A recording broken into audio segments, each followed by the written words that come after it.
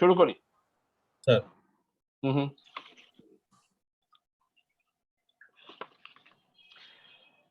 Bismillahir Rahmanir Rahim. At present, we are passing a very hard days in corona pandemic. I want to remember those people who have died of corona. May Allah bless all of them. Also, we are grateful to Allah since we are still fine physically and mentally. Alhamdulillah. Welcome to you all, this DerBang group participant. We have created an academic discussion group among the skin specialists as well as the physicians who have a keen interest in dermatology and venereology. Our mission and vision are to share our knowledge and experience of all our daily clinical practices to improve as well as to build up a friendship and academic bonding each other. Thank you very much for your kind cooperation and active participation. This is the first webinar of DerBang. Thank you very much, Unimed UniHealth, for sponsoring this program. So today's topic is the fundamentals of dermoscopy. Our speaker, Dr. Imroz Mohit, one of the best dermatologists in Bangladesh, who do not usually want to introduce openly, but he is a man of sharp clinical eyes, practicing with all modern dermatological facilities. He has passed from Dhaka Medical College, MBBS, and achieved diploma in dermatology and venereology from the Institute of Dermatology, Bangkok, Thailand. He also is a fellow of cutaneous and laser surgery from Thailand and trained in aesthetic dermatology, Thailand Association of Aesthetic and Plastic Surgery. Also, he has a special training on dermoscopy from Rita Skin Foundation, Kolkata. And today's our chairperson, Professor Dr. Zinat Mera Shapna. She's also a renowned dermatologist of the country and leading dermatologist as well. She is a present president of Aesthetic Dermatology Society of Bangladesh. She has passed the MBBS from Dhaka Medical College and got the scholarship from JICA for obtaining diploma from Institute of Dermatology, Bangkok, Thailand. Then she has passed MCPS and FCPS from the Bangladesh College of Physicians and Surgeons. She's having a strong academic background, and she also achieved the FRCP from Glasgow, UK. Now she's working in United Hospital, Dhaka. I would like to request our chairperson, Professor Zinat Mera Shapna, Madam, to conduct today's session. Thank you. Thank you, Professor Hasibur Rahman. Thank you for your kind introduction. I'm very, very happy that this first webinar of DerBang is going to be on a topic, on a subject, on a procedure, on an instrument that we are still getting used to it. It's like we have two eyes. It's like the third eye in dermatology. So with the aid of this instrument, we can diagnose the diseases more specifically, especially the cancers and especially the pigmentary disorders and other disorders. And we can correlate with the histopathology to come to a diagnosis. So this is a very helpful diagnostic aid for us. Today's speaker, Dr. Imroz Mohit, as Dr. Hasib said, is a very thorough academician, and he leaves no stones unturned to diagnose a case. And he's an active member and admin of this particular DerBang group. I would request Dr. Imroz Mohit to enlighten us and to tell us all about dermoscopy today. Thank you very much, Dr. Imroz Mohit. The floor is open for you now. Thank you, ma'am. Assalamu alaikum and a very good evening to everyone. First of all, I would like to take this opportunity to thank my dear Professor Hasibur Rahman for creating such a wonderful academic virtual platform for the dermatologists of Bangladesh. And I also like to thank him again for organizing this time-demanding webinar on dermoscopy. And with the permission of our today's honorable chairperson, our dear Professor Jina Miraj Chaudhary ma'am, I would like to welcome you all to our today's topic, the fundamentals of dermoscopy. And I'd like to thank our chairperson and our moderator once again for introducing me with their generosity. So let us start.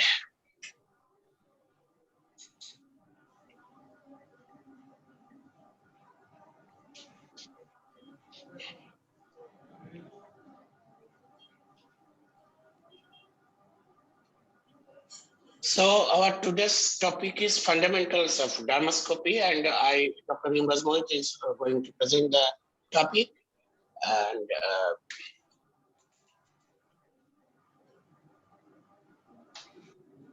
so what are the learning objectives of dermoscopy?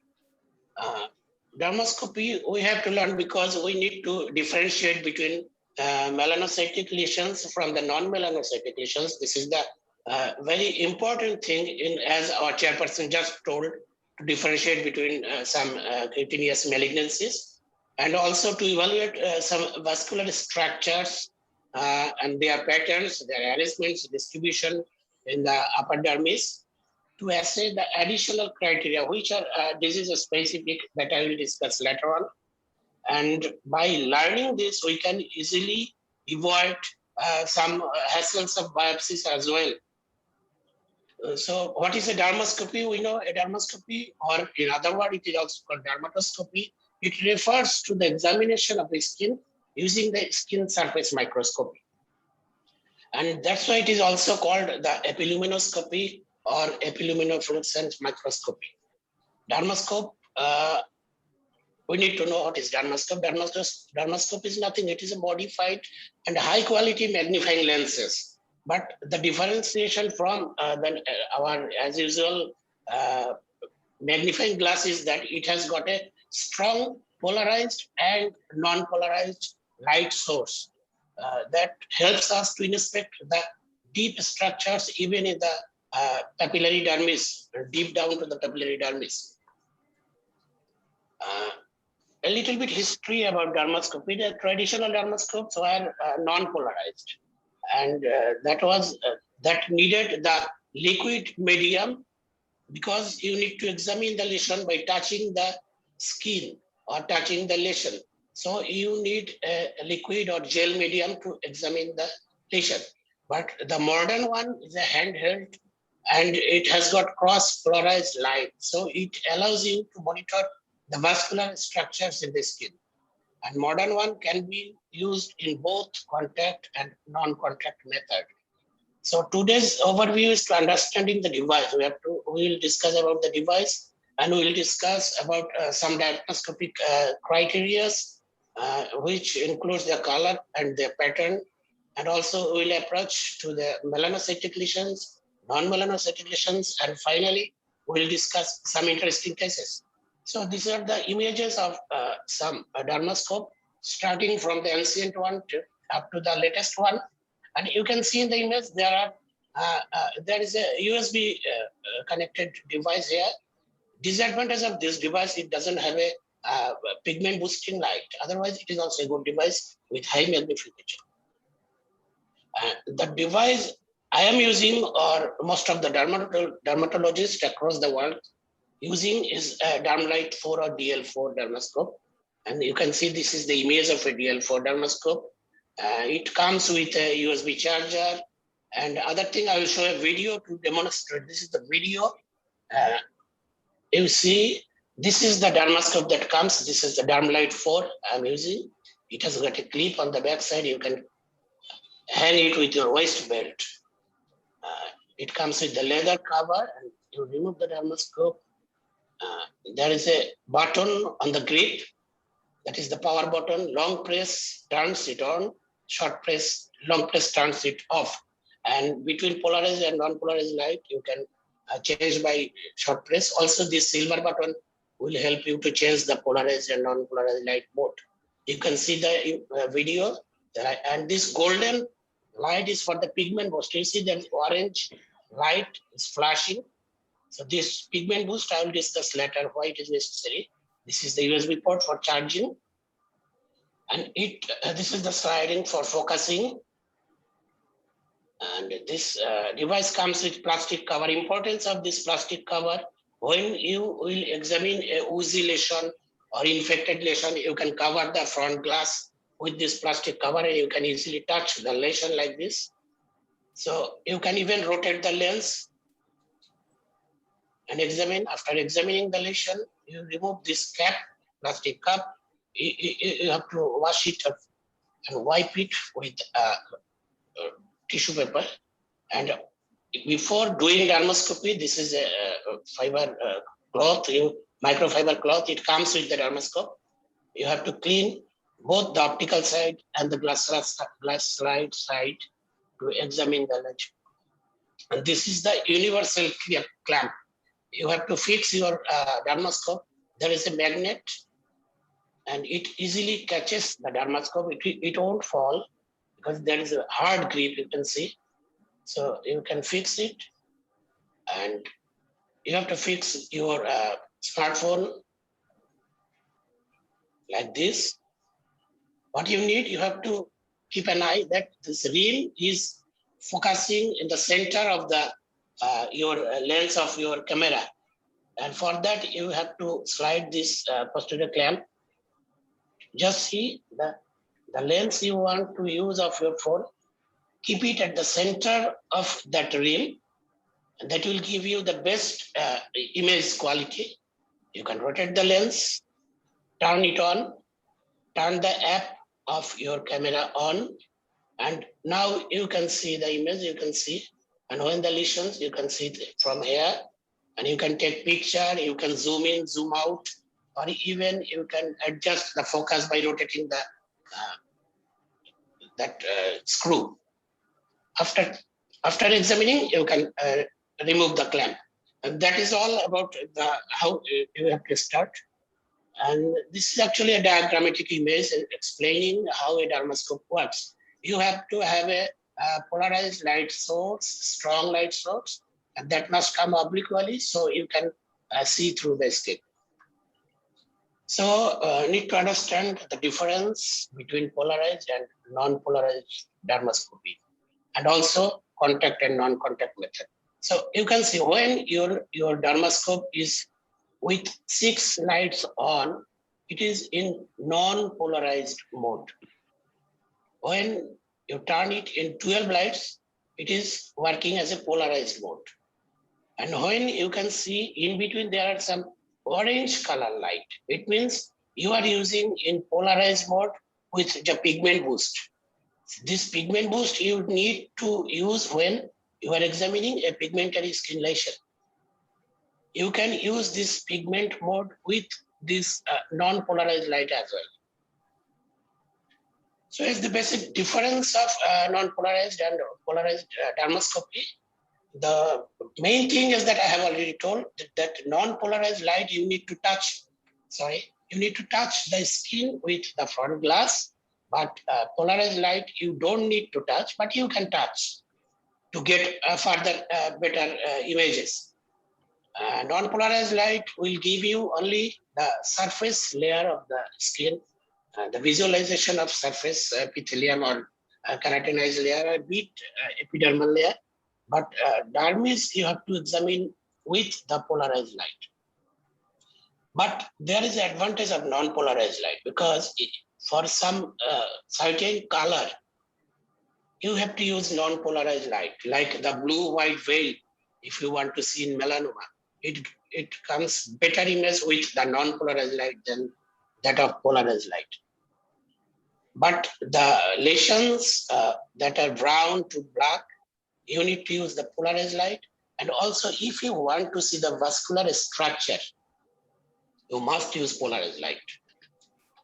So you see, these are the, this is a dysplastic nevi. The A is simply a photo shot of the, this one is simply camera image. Then comes to the B, it is non-polarized light, but contact dermoscopy. If you see the image of C, it is polarized light, contact dermoscopy. And D is polarized, non-contact dermoscopy. You can see the change here, because A, you can see the relations showing the surface structure, but in D, you can see the deeper structure, and the brown to black colors are more obvious. And pigment boosting, you can see, this is a non-contact polarized, the first one, white light or normal light using contact but non-polarized, this image. Then this one is contact but using the polarized light. The third one is with the pigment boost. And fourth one is contact with the orange with the contact polarized light. So if you can see, there is a difference. You see the non-contact white light gives better visualization of this blue-white veils, and here it is completely absent in the polarized pigment boost mode. So it is already told the pigment brown colors are more prominent in polarized light, and light brown colors are better seen under non-polarized light. Non-polarized light gives better visualization of blue-white veil, but the polarized light gives more visualization of the vascular structures. So let us talk about some dermoscopic criteria and terminology specifically used in dermoscopy. So first, before assessing a lesion, we need to follow a two-step algorithm. The step one, you have to appreciate whether it is a melanocytic new lesion or a non-melanocytic lesion. To differentiate these between by using the pigment boost, I will discuss it later. And then step two, if it is a melanocytic lesion, then you have to differentiate whether it is a benign melanocytic lesions or it is a melanoma. And it is also, I will discuss later. So if you see a lesion is melanocytic, you have to give your thought of thinking these four things: the color of the lesion, whether the color is brown or black or blue or gray, or maybe any combination of these four. The pigment pattern or pigment network, this is very important to differentiate between benign and malignant lesion. And if there are any asymmetry of the lesion, asymmetry in color, asymmetry in shape, and also there is if there are any presence of blue-white structures. So before talking the color, we need to know which color looks, which lesion shows which color. When it lies in epidermis, it gives the black color. When the lesion lies in the dermoepidermal junction, you often get the light to dark brown color. When the lesion lies in the papillary dermis, you will get the blue-gray color. And when it is in reticular dermis, it's very tough to see, but it gives you a steel blue color. So these are the different color you can see. Obviously, the 6 colors you often see in dermoscopy. You can see some lesions having white color or scar-like structures in the center. You can see the red colors, mostly the vascular lesions. You can see the red, black, or blue-black. That indicates there is a blood clot in the skin. The keratin always gives white color or sometimes yellow color. And if you see the purple color on the lower right side, this is mostly the hemangioma. So talking about pigmentary network or pigment network, what is pigment network? Pigment network is a grid of thin brown lines over a diffuse light brown background. It is often honeycomb in pattern. And why it is honeycomb, I will show in my next slide. You see, this is a pigment pattern you see on the image of the upper right side. There is a honeycomb pattern in the periphery, and in the center, there is a whitish color. And it appears because the dermal papilla and the retiridges. So the hollow area in the center gives this white color, and the papilla gives this brown color. But when the lesion is atypical, you won't get this type of typical structure. You will get something different. So why we need to know this pigmentary network? Because the presence of pigmented network in a lesion confirms it is melanocytic nevi, number one. But there are two exceptions. Dermatofibroma and extra nipple. These two lesions are not melanocytic lesions. Still, it gives the pigmentary network in dermatoscope. A pigment network can be a typical pigment network or a atypical network. A typical network is relatively uniform, evenly spaced, evenly colored, and usually thinning out at the sides that we often call as fading of pigmentation at the periphery. But an atypical network shows irregular in thickness and also the darkness, which may be abruptly ended at the periphery. So again, coming to the previous slide, you can see on the right lower side, this is an atypical pigmentary network. You can see there are these colors. There's a dark color, light color, even whitish color. The whole lesion is asymmetrical and the pigment distribution also asymmetrical. We need to know about the structureless area. We often discuss structureless area in the dermoscopic points. So the areas which are devoid of any type of network without any abnormal local features like scarring or globules, they are called a structureless area. And typical network found mostly in the dysplastic nevi, lentigo, simplex, solar lentigo, dermatofibroma. Atypical network we often see in melanoma. So let us talk about some pigment pattern. This is also very important. So this is a diffuse reticular pattern. When we see under dermoscope this kind of distribution of pigmentary lines or networks, we call it diffuse pigmentary network. The lines are regular in line, thickness, and fading. You see the color is fading at the periphery. And in the insert, you can see the diagrammatic picture of the same lesion. This is patchy reticular. That means when the lesion, you see these under dermoscope, individual area is reticular, but whole lesion, there is a space between. This is also, you can find in some benign lesions. In the diagram, you can see this is called the patchy reticular pattern. This one is peripheral reticular pattern with central hypopigmentation because it has got two types, peripheral reticular pattern with central hyperpigmentation often we get in some of the nevi. So here is the diagram. You can see this pattern you often see in many lesions that the lesion, there are reticular pattern around the main lesion, the center is white. And this is the opposite, the central hyperpigmentation with a reticular pattern around. This one is called a homogeneous pattern. It can be brown or pink or blue.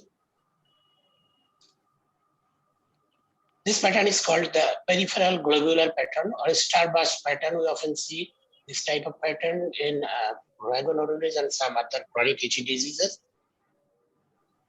This is peripheral reticular pattern with central globules. The mixture of two types of pattern. One is reticular pattern and one is globules. So now let us talk about the symmetrical and asymmetrical lesions. A single pattern, this is very important. A single pattern or a single color is a symmetrical structure and it is benign. The lesion, the whole lesion, there is single color and the pattern or structural pigmentary network is symmetrical, then it is a benign lesion. Two patterns may present in same lesion, and often this type of lesion in one area you can see a pigmentary network like honeycomb appearance. Another area you can see globular pattern. But if in individual lesion it has got its own symmetry, then it is also a benign lesion. Two patterns can be distributed asymmetrically, still have symmetrical structures, then it is a benign lesion. But when you see there are multiple patterns, multiple colors, maybe symmetrical or asymmetrical, then it mostly a malignant case. So this slide showing the symmetrical pattern both in color and structure. You see, more or less the relation is a spherical or circular route, and the color of the lesion is more or less brown everywhere. The homogeneous dark color in the center and peripheral light fading and dots. These are, but asymmetrical lesion, if you see, you have to look for certain things. What are the asymmetries you can find in a lesion? The first thing and most important thing is presence of any blue-white veil. Then multiple brown dots. At the border of the lesions, if there are some pseudopods, if you see the radial streaming or scar-like depigmentation in the center of the lesion, multiple color in the same lesion, maybe 5 to 6 colors, and multiple blue to gray dots, and broadened network or wide network. So see this lesion, this lesion is a typical asymmetrical lesion. You see the diameter is not same. This line is more than this line. Pigmentation over here, much darker than here. You can see there are some whitish structure over deep pigmentation. And in the center, you can see some skull-like structure. So it is a malignant lesion. Once again, this lesion, you can see this area, sorry, my cursor is, okay. This area, you can see globules, but here is homogeneous. And once again, you can see there is a blue-white veil. Here is a skull-like structures. And there are a lot of pseudopods at the periphery. The image is not good. You can see a lot of pseudopods around the lesions. These all are asymmetrical lesion, asymmetry in color and asymmetry in the shape. You can see also in the fourth image, you can see there are a lot of blood, glomerular vessels. I will discuss this later one. This is a lesion over the scalp of old man. You can see the lesion is a bizarre shaped lesion. And in the center, there are scars, a lot of scars in the center. Presence of a scar is very important. Beside this scar, there is blue-white veils, and then later there is brown color, but still the brown color is not a unique presentation here. So you can see the dark brown, light brown, and at the periphery, the lesion is not uniform. There are a lot of pseudopods at the periphery. This one, another lesions on the skull. We often get this, and we often mistake as senile lentigens. But if you put your dermoscope on the lesion, you can see a lot of asymmetry in shape, in color, and also a lot of scars in the center. So blue-white veil, you need to know what is a blue-white veil. Blue pigmentation with an overlying hazy white film. That is called the blue-white veil.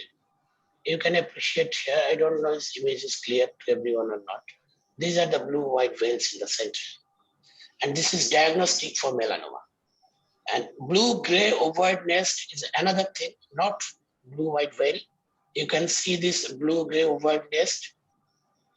A lot of blue-gray structures in the form of nest. So this is specific for basal cell carcinoma. Spoke wheel-like structures. Often we use this structure when we describe a lesion as a basal cell carcinoma. You can see the spoke wheel pattern here. These are the spoke wheel pattern. And ulceration. Often we get some lesions with superficial ulceration on the center. And this is also invasive form of melanoma or basal cell carcinoma.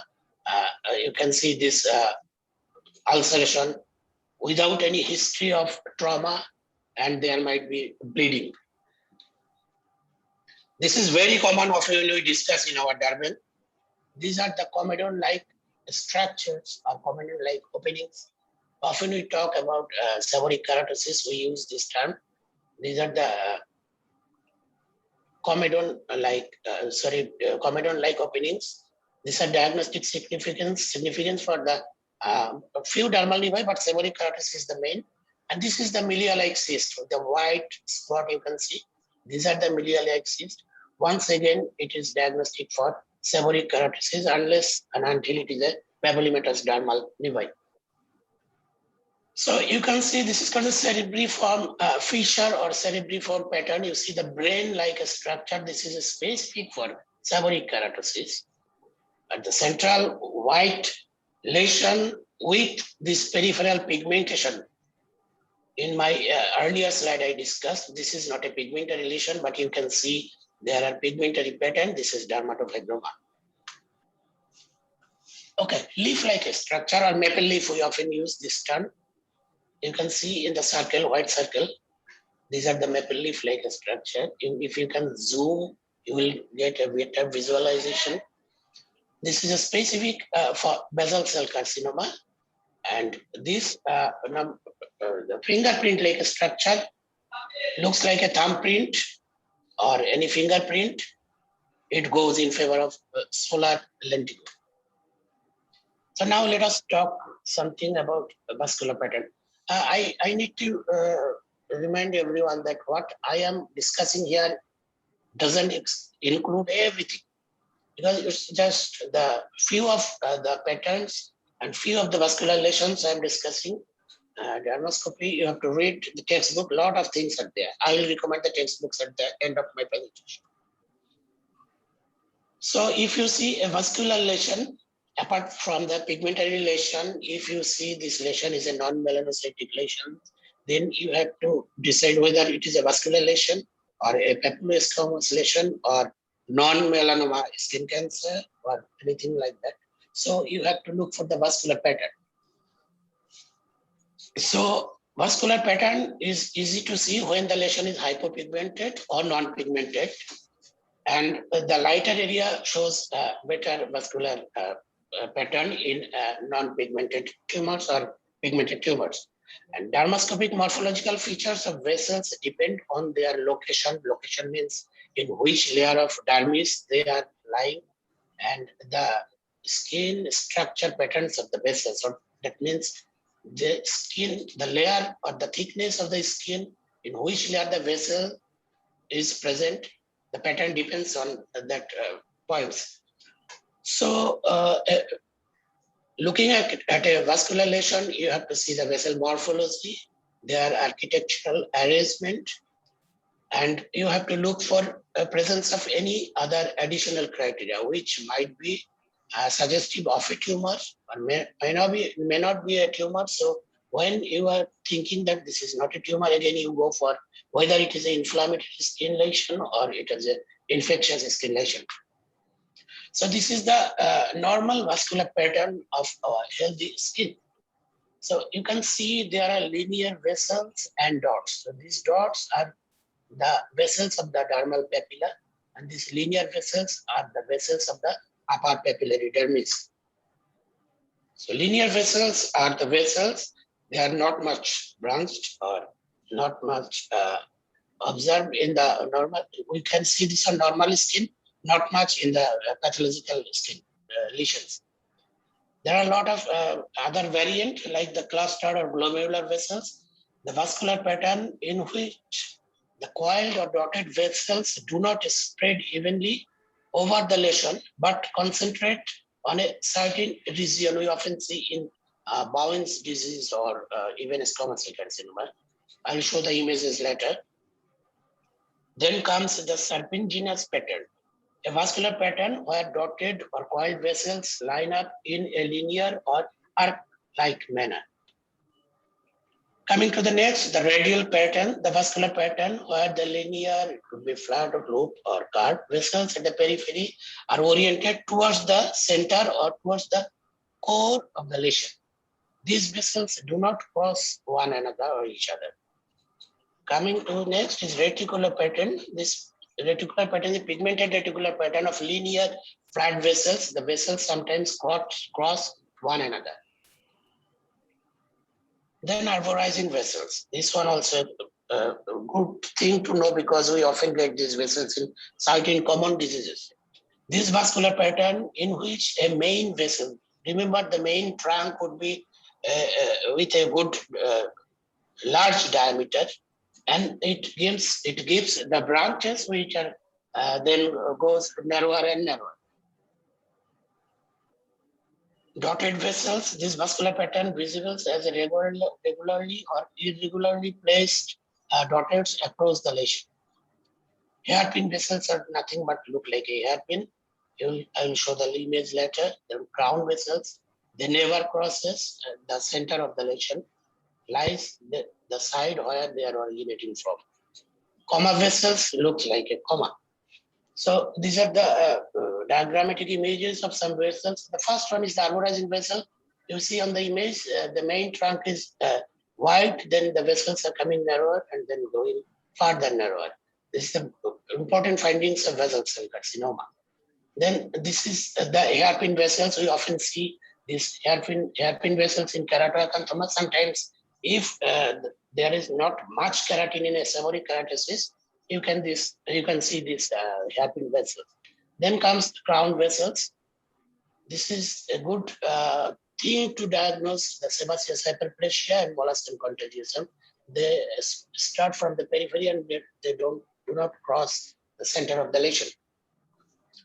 Then comma vessels, very rare, we can find in some compound dermal nevi. Dotted vessels, you can see in space nevas, in melanoma, and some other inflammatory lesions, of which papular stomach diseases are common, and of course, psoriasis is one of them. Glomerular vessels I've discussed already previously. There's a cluster of vessels localized in a patchy pattern. It is a findings of Bowel's disease, and sometimes in stasis dermatitis, sometimes in squamous cell carcinoma as well. Corpuscle vessel is specific for melanoma, especially which one is metastasized already. This milky red globule with the vessels in the center is a findings of melanoma, and again a strawberry pattern also findings of melanoma. This is not often we can see, but just to let you know. Linear irregular vessels also a feature of melanoma, you see. They are the linear vessels, but irregularly distributed.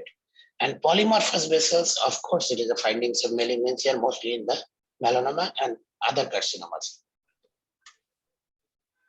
So when a lesion is eventually a dotted lesion over a yellowish background, then it is not psoriasis, it is spes nevus.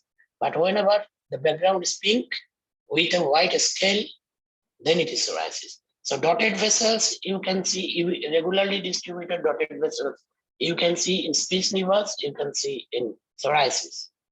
In case of spes nevus, you will get a yellowish background or brownish background. But psoriasis, there must be scales and pinkish background. So a string of pulse, often these are found in clear cell acanthoma.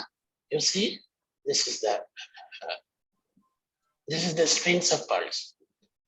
These are the radial vessels. Already I have talked about this. This is sebaceous hyperplasia. The vessels originate from the periphery, reaches up to this, never crosses the center. Center is vascular, no vascularity in the center. This is the branching vessel, already talked about this, the vessel carcinoma and irregular vessels. This type of vessels we often see in a scar. It is called the rope ladder pattern. You see the rope ladder pattern. So these are the clinical images of those structures, including some specific disease, specific thing. So this is the red lacuna. You see there are a lot of lacuna. We often get this one in hemangioma. This is red-like vessels. These are the arborizing vessels you can see in basal cell carcinoma. There are some comma vessels inside. The images are not so clear. You can see there are dotted vessels in spes nevus, and these are the hairpin vessels in a keratoacanthoma.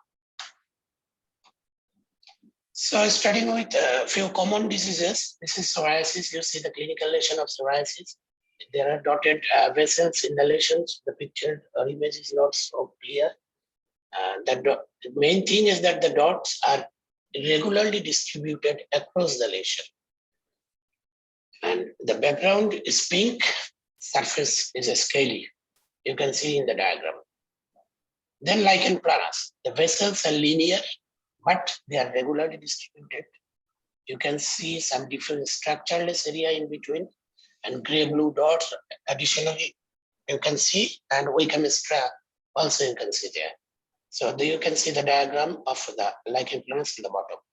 This is the viral warts. Clinically, you can diagnose viral warts, but when you are in confusion with a single lesion, it is viral wart or angiokeratoma or what else, you have to put your dermoscope. You will get the dotted vessels surrounded by a whitish halo. This is diagnostic. You can see dotted vessel in the center surrounded by a whitish halo, and it easily bleeds. So this is the clinical image of seborrheic keratosis. And then hyperpigmented actinic keratosis. I'm going fast because it's already late. Today we have started late. And then the bounce disease, very common bounce disease. You have to appreciate this one. The vascular glomerular vessels is very important in bounce disease. Bounce disease also you will get some mild ulceration and mild scaling, which are adherently fixed with the surface of the lesion. Sometimes they are present as cluster of vessels. Sometimes you can see only one or two glomerular vessels as well. Next comes the squamous cell carcinoma. In the squamous cell carcinoma, you can see hairpin vessels, you can see polymorphous vessels. They are radially distributed, and you will see some whitish peripheral halo and lot of hyperkeratosis. Then sebaceous hyperplasia or molluscum contagiosum, you will get more or less similar dermoscopic image. You will see the crown vessel, that means the center is avascular. They are radially distributed. In the image, you can see the center show some yellowish structure, but no vascular pattern there. On the periphery, you will see this type of radial vessels. And finally, the dermatofibroma already discussed. This is the image of angioma, vascular growth. You will see red lacunae, I have already discussed earlier. These are the patterns of lacunae. There in between, there are some septate area. Then pyogenic granuloma, it has also got septate area in between. You can see the difference between color. It is a pinkish with a peripheral white area of redness. Here you will not get that type of redness wide area, number one. Number two, these vessels are actually dotted vessels, and you will get some irregular linear vessels or some polymorphous vessels. But here you will get as a lacuna. Angiokeratoma, often we see in angiokeratoma, similar as angioma, but the lacuna are much darker. And also you will see some thick keratin over the lesion. This one is a melanocytic nevi. You will get some coma vessels, nothing more than that. Spes nevas, I told you, dotted vessels regularly distributed. This one is dysplastic nevi. You will get two type of vessels here, dotted and coma vessels both. This is a melanoma. You see the shape, and you can appreciate the asymmetry in all aspects. Then the clear cell acanthoma is not that much commonly. And finally, the basal cell carcinoma, you will get telangiectasia, you will get a leaf-like structure at the periphery, ulceration, and arborizing vessels. So this is an image of psoriasis. Psoriasis, we often diagnose clinically. Sometimes we have to go for biopsy when there is confusion, but if you have a dermoscope in your hand, you can easily appreciate the red dots of regular distribution over a huge pink background with white silvery scales on the surface. Sometimes you can get dermoscopic auspice sign here. If you remove this scale, white scale, and put your dermoscope, you can get some bleeding. This is an image of molluscum contagiosum. You can see these pearl-like structures in the center, which are separated by the septum in between. Actually, there are the molluscum bodies, and on the periphery, there are some red globules. This is the image of pyogenic granuloma. I have already discussed. It is septated by the fibrous layer in between. This is a seborrheic characteristics. You can easily appreciate the comedon-like structures and some milia-like cysts here. Here are some cerebriform surface. And another thing we often discuss about seborrheic characteristics, which is not obvious yet, is moth-eaten appearance. You can see there is some, looks like something has eaten this lesion. This is a dermatofibroma. You see here is also, it is a red dots of regular pattern, look like psoriasis, right? But these lesions, actually, it looks like pink, but it is actually a yellowish structure. Maybe this image is a little bit tinted. This is the Bowen's disease clinical image. It's a very good image, I see. These are the glomerular vessels. You can see it looks like red dot, but you have to differentiate between red dots and these glomerular vessels, because dots are very tiny, less than 1 millimeter. These are larger. And dots are just like a pen dot, but you can see these glomerular vessels may be triangular, maybe oval, maybe a square. Here you see, looks like a flower. This is a basal cell carcinoma. Actually, this basal cell carcinoma, this one is not a pigmented one. So you have to diagnose this case with this arborizing vessels. You see, these arborizing vessels, lot of arborizing vessels in the center of the lesion, and also around the lesion. This one is a pigmented one. So you won't get much arborization in the center of the lesion, but if you look at the periphery around the lesion. So when you do dermoscope, don't examine the lesion itself, try to examine the healthier skin all around. And here are some spoke wheel structures, and these lesions have only one maple leaf structure over here. This is the image of melanoma. You see, there are white area, blue-white veil, polymorphous blood vessels, there are arborizing vessels, there are linear vessels, and also you can see some structureless areas and scar-like structures. Apart from this, you have to evaluate some additional findings. That means you have to look for whether there are any white halo around the vessels, which is typically in keratinized tumors you will get. You have to look for any residual pigmentation in hypopigmented lesion or even in melanocytic tumors. You have to examine the hair present in the lesion, and also the superficial squamous epithelium and ulceration. Now let us talk about some interesting cases. Actually, I'm in the end of the presentation.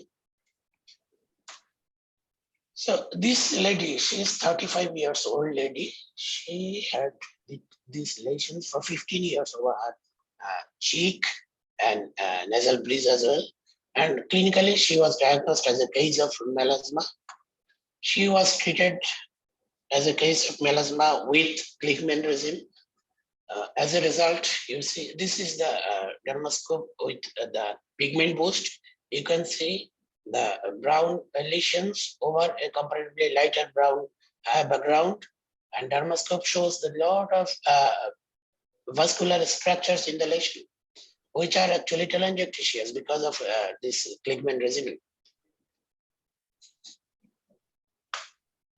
Another case, I'll give the answer at the end. Another case of 24 years old female with this pigmentation for 4 years. She was also diagnosed as a case of melasma. And again, you can see the findings more or less same. This lady had melasma for 5 years, and she was treated as a case of melasma as well. This brown pigmentation over a comparatively lighter brown background, coarse hair in the lesion because of steroid, and also telangiectasias you can see, and mottling of pigmentation also there. So our dermoscopic findings were the patchy distribution of brown, and in second lesion we found the gray structureless areas. Also, brown gray dots I have already been shown you, and there are some clots also. The clots are the larger spots of dots, and some codes terminal here or there. So all these three cases are nevus of Hori. Okay, case number 2, 38 years old male with itchy annular lesion for a few months actually, and this patient was treated as a case of tinea corporis, but he didn't respond well. So we put the dermoscope on the lesion. You can see there are some pustules. You can appreciate these pustules. There are areas of evenly distributed red dots and white scale. So what is it? White scale, regularly distributed red dots, few pustules. So it was a case of pustular psoriasis. And when the patient was treated with methotrexate, nicely improved. This is another case. He was also diagnosed as a case of tinea corporis. We put dermoscope and you see this is the beautiful red dots of regular pattern and white scales around the lesions. So this was a case of psoriasis. So that is the end of my presentation for today. These are the image courtesy. I took images from Dermoscopedia. Also, Dermoscopy 2 steps algorithm app that I use in my Apple phone. This app only works in Apple phone. I have taken some images from the Atlas Dermoscopy. This is a Slovakian web page. They have got some very good images, and diagram I have also taken from there. And if you want to go further, you can read the first two books. You know, this is the Professor Subroto Malakar sir. One is the Atlas of Dermoscopy, another one is Atlas of Trichoscopy. Hopefully, we will arrange another webinar on trichoscopy. And this last textbook is a very good book. This book was presented to me by my dear Professor Kabir Chaudhary sir. This is, if you want to read or if you want to learn the pattern and color and vascular structure, the basic thing, you can go through this book of Practical Guide to Dermoscopy by Boris Markowitz. Hello. Thank you very much. Meeting. Back to you, our chairperson, Professor Vinat Miraj Chaudhary, madam.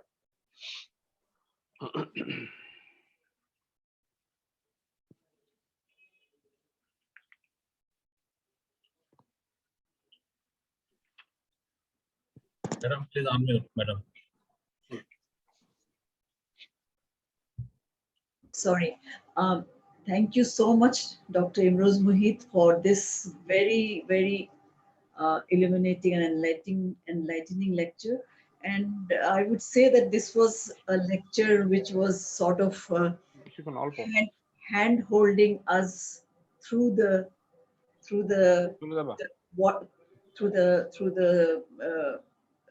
apparatus, through the dermatoscope, what it looks like, and you gave a wonderful idea about what each lesion looks like. And I think since in Bangladesh, like we are little, we face difficulties with histopathology, and there are so many times that we are we don't get a good histopathological report. So if we include dermatoscope in practicing dermoscopy in our daily practice, Dr. Imroz has become he's become a specialist in that. We have to develop our eye and see a lesion which looks like a maple leaf, which to him looks like a maple leaf. Maybe it will take me some time to understand that it's a maple leaf. But I think dermatologists, for dermatologists, this dermoscopy will prove to be a third eye for us, and it will go a long way in helping us with the malignant lesions, with the vascular lesions, and especially like we lost a student in Chittagong Medical College long time back. He had a lesion in his upper thigh, which was later they said it was dermatofibrosarcoma tuberans. So that could not be diagnosed, and they thought maybe it's an nodular lesion, some not a malignant lesion on the thigh. And that particular student, he died of that disease because of the metastasis later on. So it's very important, because what happens with us is that we tend to, yeah, it's always good to think of the common things first. But if we see a common thing and it's not responding, and if we can use our dermatoscope like Dr. Imrose showed, so we could, like, the alarming conditions like squamous cell carcinoma or a malignant melanoma, we are really in this particular scenario in Bangladesh, we don't think much about the melanomas, but we as specialists, we have to know the rare things. The GPs and the normal doctors, they will think of the common things, but when the common things cannot be diagnosed or cannot be treated, and when they come to us, we should be able to find out, and we should not miss a case of melanoma, because melanoma does occur in our skin of color. So thank you again, Dr. Imrose. It was a wonderful presentation. And as I said, it was a hand holding for all of us, a hand holding lecture, I would say. And maybe I can request Mr. Anisur Rahman of Unimed Health to give out a brochure of Dr. Imrose's lecture to all our participants today, so that we can keep on looking at the lesions and we get familiar with with all the dots and veils and so many types of vascular lesions. So thank you again. Thank you, Dr. Imrose. It was wonderful, and I hope we'll see you again with the lecture on trichoscopy. Thank you so much. So, any question? I think there is a question answer session. There are questions in the chat box.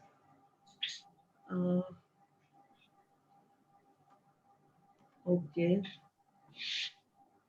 Okay, I can go through and I can answer from here. Yeah. There is a question in the question box. Okay. Okay. Everybody is given the thanks. Okay, no question. I think. Thanks. Okay, there was one question I have found. The question is asked by Dr. Saidul. Show dermoscopic images of normal skin at first. I have already shown the vascular pattern already. But pigment pattern, I have discussed the honeycomb appearance.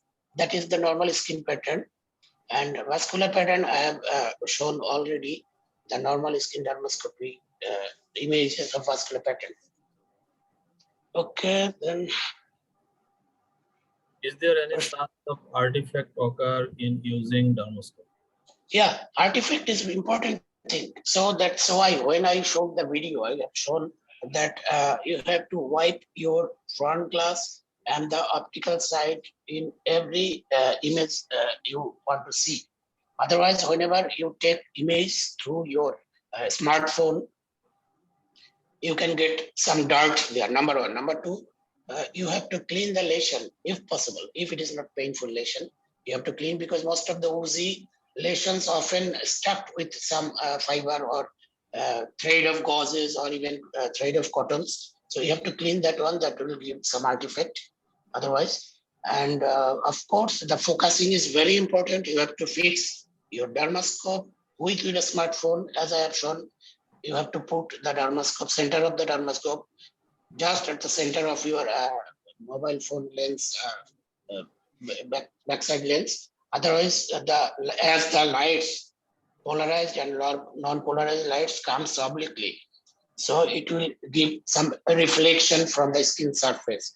And when you take the image, you can see that even in the image, you can see the light reflecting. So you have to focus perfectly.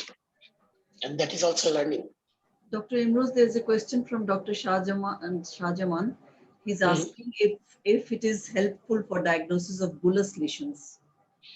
Bullous lesions, actually, if it is intact, actually bullous lesion, it doesn't help much, because if the patient comes with active stage, that is, he is or she is having a bulla, you won't see anything. But if it is a denuded surface, it is nothing specific for bullous lesions. You will get the inflammatory findings there. So when we are using a dermatoscope, it's mainly for the pigmented lesions, for the vascular lesions, for the melanomas, and the benign lesions, right?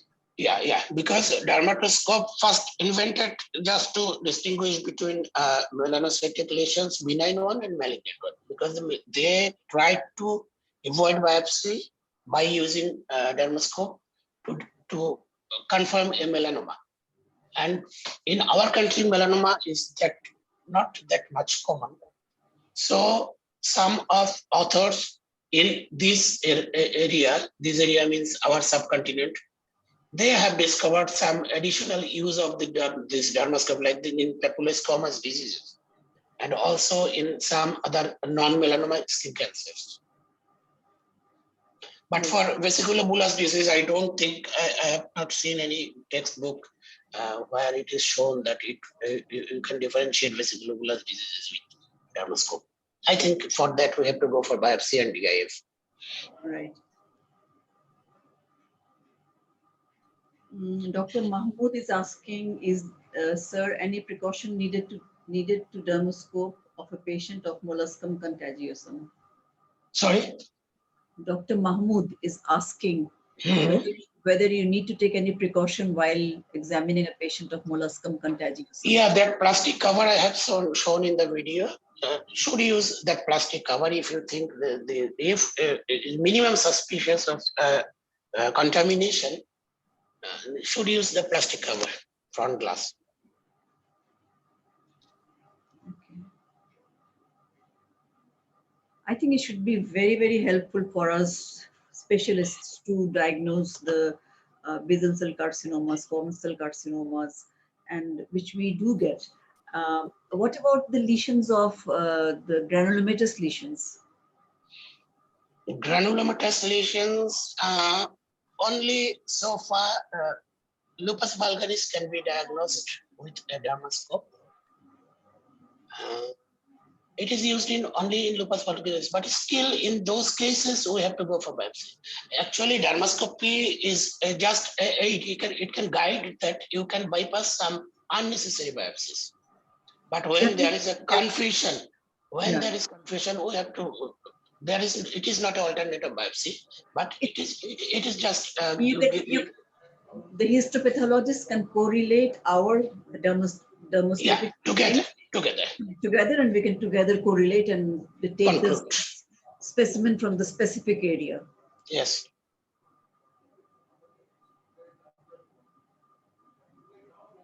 So,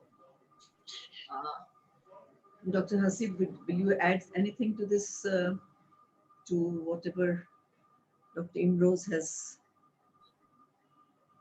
talked about?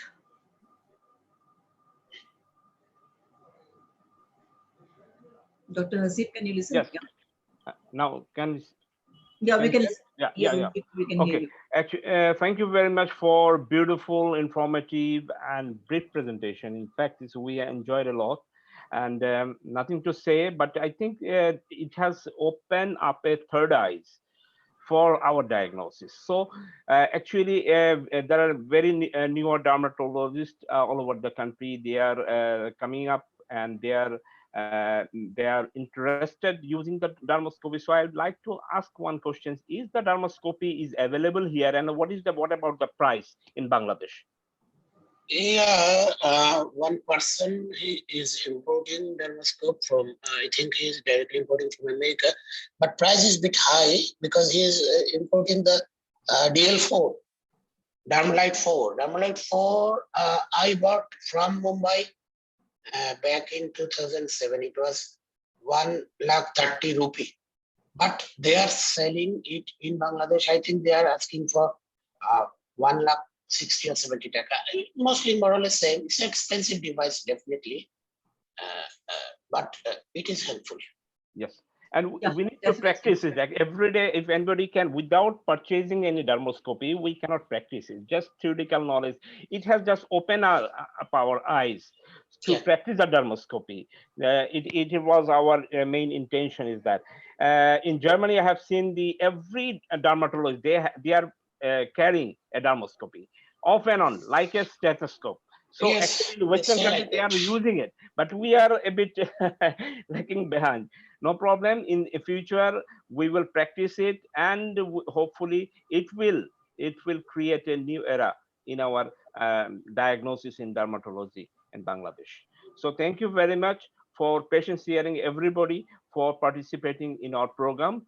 And I think Professor Zinat Mara Shapna ma'am, she will conclude. Before conclusion, I would like to invite Mr. Anisur Rahman of Unimed UniHealth, who have sponsoring this program, to say a few words. Thank you, sir. Am I audible, sir? Yes. Yeah. Sir, Honorable Chairperson of today's program, respected doctors and present my dear colleagues, good evening. As sir said, I'm Mohammad Anisur Rahman, working as a marketing manager at Uniderma, and all dermatologists know Uniderma is a concern of Unimed Indian Pharmaceuticals. And it is our great honor to participate in this live webinar on fundamentals of dermoscopy in dermatology organized by DerBang, Dermatologist of Bangladesh Facebook group. I, on behalf of Uniderma and Unimed Union Pharmaceuticals Limited, would like to thank you for choosing us as the facilitator or the scientific partner.